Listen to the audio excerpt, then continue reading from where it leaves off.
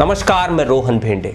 जब भी सामान्य जन के अस्तित्व की लड़ाई के और हकों की बात उजागर होना तो सबसे पहले किसी भी देश के लोकतांत्रिक तरीके से चुने हुए नेता इसमें अड़ंगा बनाते हैं। सबसे पहले वही लोग जो नेता खुद को कहते हैं वही इसमें अड़ंगा बनने का काम करते हैं और लोकतंत्र का भागीदार बिना उसके कर्तव्यों का पालन कर नहीं बना जा सकता। आप लोगों को लोकतंत्र के कर्तव्यों की बुनियाद समझना पड़ेगा।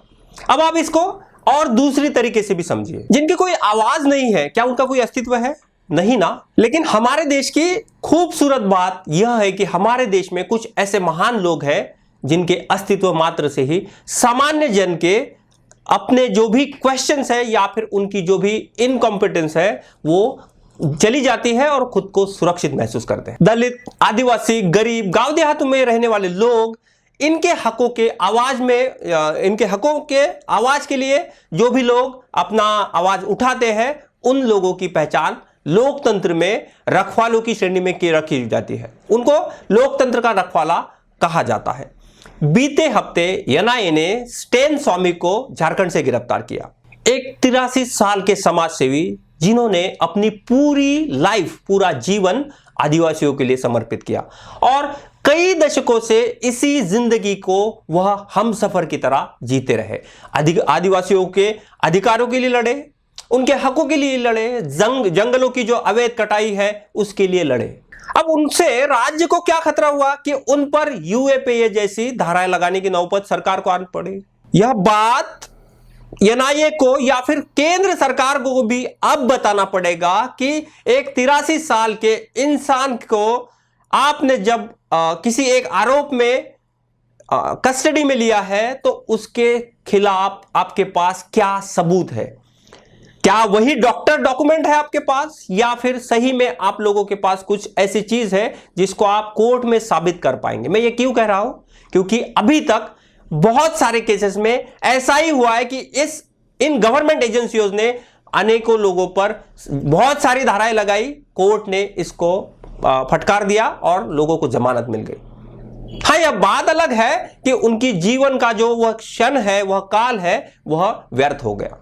दरअसल राजधानी रांची के नामकुम थाना क्षेत्र के बगीचा जो स्थित घर में रहते हैं स्टैन स्वामी, उनको दिल्ली से आई एनआईए टीम ने गुरुवार को भीमा कोरेगांव जो मामला हुआ था उसमें गिरफ्तार किया। जानकारी के मुताबिक एएनआई की टीम स्वामी के घर गुरुवार की रात को शाम को पहुंची और 20 मिनट घर में रहने के बाद श्री स्वामी को गिरफ्तार किया और उन्होंने मुंबई लेके गए हैं पूछताछ के लिए। गौरतलब हो कि जनवरी 2018 को महाराष्ट्र के पुणे में जो भीमा कोरेगांव है वहां में जश्न हुआ था जो एक मराठा समुदाय के बीच और दलितों के बीच एक लड़ाई हुई है। उस लड़ाई को अंग्रेजों के कॉन्टेक्स्ट में देखा जाता है, ना कि मराठा और दलितों के कॉन्टेक्स्ट में। तो वह पहली जीत थी दलितों की, तो उसको सेलिब्रेशन का प्रोसेस वहां पे चल रहा था 2018 में। उसमें अभी भी सुधा भारद्वाज, अनंत तेलतुंबड़े, बहुत सारे नामचीन लोग अभी भी अरेस्ट में है। ना उस जांच का कुछ मतलब हुआ है और ना ही उस केस को कोई आगे बढ़ा पाए है अभी तक एनआईए। स्वामी मूल रूप से केरल के रहने वाले हैं। करीब 5 दशकों से वो झारखंड के आदिवासी क्षेत्रों में काम कर रहे हैं। झारखंड के मुख्यमंत्री ने इस गिरफ्तारी को अवैध बताते हुए इसकी निंदा की है। इसी के साथ पूरे देश में प्रदर्शन शुरू है कि स्टैन स्वामी को गिरफ्तार किया है, यह अवैध है, उनको तत्काल प्रभाव से रिलीज किया जाए, इसलिए देश भर प्रदर्शन चल रहे हैं। मानवाधिकार कार्यकर्ता फादर स्टैन स्वामी के गिरफ्तारी का विरोध लगातार जारी है। बीते दिनों राजधानी रांची के अल्बर्ट एक्का चौक में जन संगठनों व सामाजिक कार्यकर्ताओं द्वारा विरोध प्रदर्शन के बाद शनिवार को सूबे के मुख्यमंत्री हेमंत सोरेन ने भी सामाजिक कार्यकर्ता फादर स्टैन स्वामी के गिरफ्तारी का विरोध करते हुए बीजेपी पर हमला बोला है। साथ ही जांच एजेंसियों की जांच पर सवाल खड़ा करते हुए कहा कि जब भी भाजपा पर राजनीतिक खतरा मंडराता है तो आदिवासी, दलित, पिछड़ा इनका सदैव कोपभाजन बनता रहा है। इस तरह के कार्यों में भारतीय जनता पार्टी का हिडन एजेंडा छिपा रहता है। हो सकता है इन सब के पीछे भी इनका एजेंडा छिपा हुआ हो जो आने वाले वक्त में दिख जाएगा। बताते चलें कि झारखंड में जल जंगल जमीन और विस्थापन के विरोध में दशकों से 84 वर्षीय सामाजिक कार्यकर्ता फादर स्टेन स्वामी की एनआईए के द्वारा 8 अक्टूबर की शाम को भीमा कोरेगांव मामले में गिरफ्तारी हुई है, जिसका विरोध विभिन्न सामाजिक संगठनों द्वारा किया जा रहा है। गिरफ्तारी को लेकर सामाजिक संगठनों द्वारा प्रदर्शन कर जल्द रिहाई की मांग की गई है। देखिए, आज देश की कई संवैधानिक संस्थाएं हैं, वो किस रूप में काम कर रही है आप देश के सामने छुपा नहीं। जब इनको अपने ऊपर कोई राजनीतिक खतरा मंडराता हुआ दिखता है तो आदिवासी, दलित, पिछड़ा इनका कोपभाजन सदैव बनता रहा। आज स्टेन स्वामी आदिवासियों को, पिछड़ों को, गरीबों को और उनके लिए लगातार काम करते रहे हैं। आज मुझे लगता है कि 80 साल से ऊपर की उनकी उम्र हो चुकी है और इस तरीके से चीज़ों को सरकार के द्वारा संज्ञान लेना, मुझे लगता है भारतीय जनता पार्टी की जो कार्यशैली रही है, सभी चीज़ें में कुछ ना कुछ हिडन एजेंडा जरूर रहता है। अब मेरे खुद के लिए यह बात कही जाती है हमेशा कि मैं बीजेपी का घोर विरोधक हूं, इसलिए मैं हमेशा से ही इस सरकार पर टीका टिप्पणी करता हूं। दरअसल बात यह है कि सरकार वो फिर किसी भी पक्ष की हो और किसी भी राज्य की, लोकतांत्रिक मूल्यों की उनको बहुत ज्यादा कोई कीमत नहीं होती, वो कांग्रेस सरकार हो या फिर बीजेपी सरकार। कांग्रेस भी अपने कार्यकाल में कई समाज सेवियों, पत्रकारों को, कार्टूनिस्ट को गिरफ्तार करती आई है। यह कोई नई बात नहीं है या फिर यह कोई एक सत्ता का खेल नहीं है, यह सारे पक्ष का, सारे विपक्ष का एक ही चरित्र है। और स्टेन स्वामी की गिरफ्तारी कोई पहली थोड़ी है गिरफ्तारी है। डॉक्टर कपिल खान याद है आपको, या फिर सुधा भारद्वाज, आनंद तेलतुंबड़े, नताशा नरवाल, देवांगना कालिता, सफुरा जरगर, कितने नाम आपको गिनाऊं? यह लिस्ट लंबी है, मैं कितना भी कहूं आपको तो इस लिस्ट को ना कंप्लीट किया जा सकता है और ना सरकारी दमन को कुछ वाक्यों में या शब्दों में हम फिक्स कर सकते हैं। अब एक दूसरी घटना देखिए, 21 फरवरी 2020 को हैदराबाद में जो एंटी-सीए प्रोटेस्ट हुआ था, उसमें शामिल होने के लिए जम्मू एंड कश्मीर से लोगों को, जो स्टूडेंट है, उनको अभी नामजद किया गया है। ये सारे 14 छात्र मौलाना आजाद विश्वविद्यालय के छात्र थे और इनका गुनाह जो है वो इतना ही है कि वो एंटी-सीए प्रोटेस्ट में भाग ले रहे थे। हो सकता है इनका कोई दोष भी हो, इसलिए इन पर मुकदमा दायर किया जाए, मुझे कोई तकलीफ नहीं है। लेकिन फिर जिन लोगों ने दिल्ली में दंगा भड़काने में अहम भूमिका निभाई, उन लोगों का नाम देश की एजेंसी को लेने में क्या दिक्कत है? क्या दिक्कत है एनआईए को, ईडी को, इतनी जितनी भी एजेंसी। अब देखिए, पहली बार देश में ऐसा हो रहा है कि किसी भी केस में सारी एजेंसियां लग जाती है। सुशांत सिंह के केस में देखा आपने, भाई अगर एक एजेंसी सीबीआई है, सीबीआई अगर कोई जांच कर रही है तो ऐसे समय में ईडी का क्या काम होता है? वहां पे सीबीआई का काम कर रहे तो एनआई का काम। अभी ऐसा हो गया है कि सारी एजेंसियां लगा दी जाती है और जो तथ्य है, फैक्ट्स है, उसको छुपाया जाता है। कपिल मिश्रा, अनुराग ठाकुर, परवेश साहिब सिंह वर्मा, इन लोगों को नामजद क्यों नहीं किया गया? क्या एनआईए को एक नेता मंच से यह आवाज दे रहा है कि देश के गद्दारों को, पब्लिक वहां से रिप्लाई कर रही है कि गोली मारो सालों को, यह सेंटेंस एनआईए को यह नहीं लगता, अटपटा नहीं लगता? क्यों इन लोगों को अभी तक नामजद नहीं किया गया है? जामिया में गोली चली, उस छात्र को जमानत मिल गई। शाहीन बाग में जो गोली चली, उसको भी जमानत मिल गई। इतना ही नहीं, देश के दुश्मनों के साथ हाथ मिलाकर आतंकवादियों की मदद करने वाले दविंदर सिंह को भी जमानत मिल गई। और जमानत देते समय कोर्ट ने यह कहा कि एनआईए के पास या फिर एजेंसीज के पास ऐसा कोई ठोस सबूत नहीं है या फिर कोई ठोस डॉक्यूमेंट वह दे नहीं पाए जिसके बिना पर इनको जमानत न दी जाए। इतनी हमारी एजेंसियां गई गुजरी है।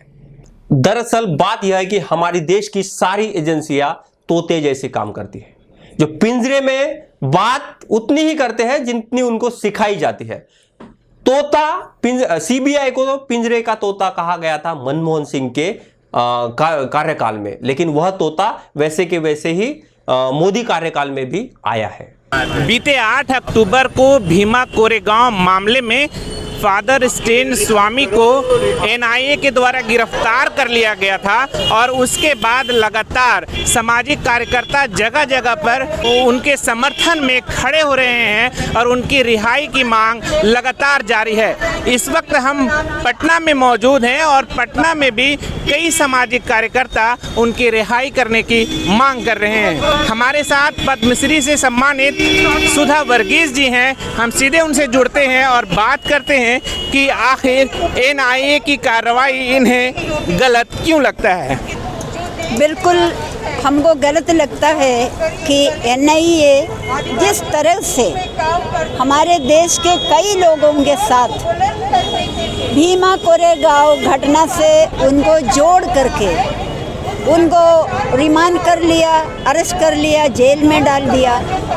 अभी 8 अक्टूबर को स्टैन स्वामी को भी एनआईए आ करके ले गए, जबकि जहाँ तक हम लोग सब जानते हैं स्टैन स्वामी रांची में बगीचा में रह करके वही आदिवासी नौजवानों के साथ उनका सबसे ज़्यादा बातें होती थी, सेशंस होते थे और उन लोगों को यही वो बताने का पूरा कोशिश करते रहते थे कि जल जंगल ज़मीन पर तुम्हारा अधिकार है। जल जंगल ज़मीन आदिवासी का है, मूलवासी उधर का मूलवासी आदिवासी है। यही बातें वो सिखा रहे थे, उन लोगों को समझा रहे थे, उसके लिए लड़ने के लिए सिखा रहे थे। वो अपना हक अधिकार के लिए, अपना मौलिक अधिकार के लिए बात करते थे, मानव अधिकार के लिए बात करते थे। उनको भीमा कोरेगांव से कोई नाता जुड़ा नहीं था। लेकिन जो एनआईए कह रही है कि भीमा कोरेगांव की जो घटना हुई उसके जो ठीक एक दिन पहले एल्गार परिषद का जो मीटिंग्स हुई थी उनमें जो है भाषण देने का जो आरोप है वो फादर स्टेन पे लगाया गया है और साथ में जो एनआईए बात कर रही है वो ये कि इनका जो ताल्लुक है वो माओवादी से भी रहा है। तो ये बात जो है एनआईए कह रही है। कह रहे एनआईए के खिलाफ हम भी सुने हैं। उनका लैपटॉप में कई डॉक्यूमेंट्स है, फोटोग्राफ्स है जो फर्जी है, वो स्टैन का नहीं है। स्टैन एकदम विरोध किया कि ये मेरा लैपटॉप का कोई मैटर नहीं है, ये मेरा लैपटॉप आप कैप्चर करने के बाद आप लोग डाले हैं। स्टैन सीधे उन लोगों को बोल दिया। तो जहाँ वो मीटिंग हुआ स्टैन बोलते हैं कि हम कभी भीमा कोरेगांव जगह पर गए ही नहीं हैं। तो आप मान लीजिए मेरे बारे में झूठ बोलेंगे तो हम उसके लिए तैयार नहीं होगा, हम गच्छेंगे नहीं। तो यही हाल है स्टैन का भी। ये स्टैन का यदि वो आसपास में पूछेंगे स्टैन कितना दिन इधर से कहाँ गए, लोग बोल देंगे। तो इसमें स्टैन को गलत फहमी से और इस पर विरोध करके, इस पर एक तरह से गलत आरोप लगा करके वे लोग ले गए। हम लोग इसका पूरा विरोध करते हैं। हम लोग डिमांड कर रहे हैं कि उसको रिहा करो। 83 इयर्स ओल्ड मैन जो पार्किंसन डिसीज से पीड़ित है और कोरोना वायरस के जो चल रहा है उसी समय इसको ले जाके जेल में डालना बिल्कुल मानवाधिकार का खिलाफ है। एक जो महत्वपूर्ण बात वो ये कि झारखंड के मुख्यमंत्री हेमंत सोरेन ने भी ये समर्थन में एक तरीके से हम कह लें कि फादर स्टेन स्वामी के समर्थन में खड़े होकर के उन्होंने ये कहा कि जब भाजपा में को खतरा जब मंडराता है तो वो हिडन एजेंडे के तहत काम करती है और इसी का नतीजा है जो कि फादर स्टेन स्वामी को अब गिरफ्तार किया गया। क्या कहेंगे? नहीं, ये बिल्कुल सही है क्योंकि ये जो सरकार है, जो सभी एजेंसी है, चाहे वो एनआईए हो या यहाँ तक हम लोग कह पाएंगे कि जो जुडिशरी है वो भी कहीं ना कहीं सरकार के जो प्रभाव है उस प्रभाव में काम करती है। और जो सच बोलने वाले लोग हैं, जो समाज के हित में सोचने वाले लोग हैं, जो सही काम करने वाले लोग हैं, उनको किसी न किसी रूप से फंसाने का एक षड्यंत्र चल रही है पूरे देश में। और हम समझते हैं कि ये लोकतंत्र के लिए और भारतीय संविधान के लिए बहुत ही बड़ी चुनौती है और दुर्भाग्यपूर्ण है। कि स्टैंड जैसे लोगों को जो समाज के हित के लिए, दलित, आदिवासी, मुस्लिम के लिए हमेशा सोचते रहे, लिखते रहे, और उन पर इस तरह के गलत आरोप लगाकर उनको अंदर किया जाना, और इस तरह के और जो मानव अधिकार के प्रति जो सजग लोग हैं, जो मानव अधिकार के मुद्दे पर काम करने वाले सामाजिक कार्यकर्ता हैं, उनको भी कहीं ना कहीं टारगेट किया जा रहा है। तो यह कह सकते हैं कि यह देश के लिए दुर्भाग्यपूर्ण स्थिति है, और सरकार किसी न किसी रूप में हम कह सकते हैं कि ये सरकार की जो नीति है वो सही नहीं चल रही है।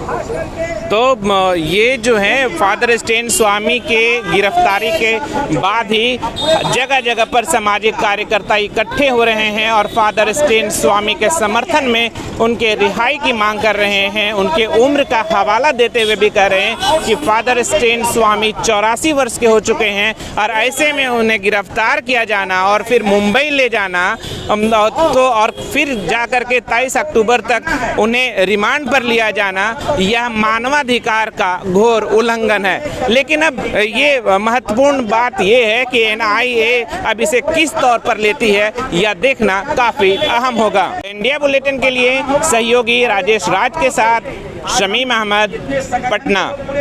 अर्जित लोकतंत्र के लिए इससे खतरनाक बात और कोई नहीं हो सकती कि एजेंसियां आपके लोकतंत्र पर हावी हो रही है।